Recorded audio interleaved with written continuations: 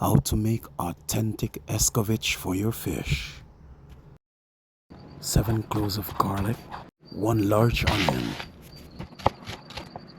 2 Scotch bonnet pepper, bell peppers, yellow, green, orange, 1 large carrot. I put a twist in mine, 1 large cucumber. This is optional. A tablespoon of pimento berries, 2 cups of vinegar to a pot.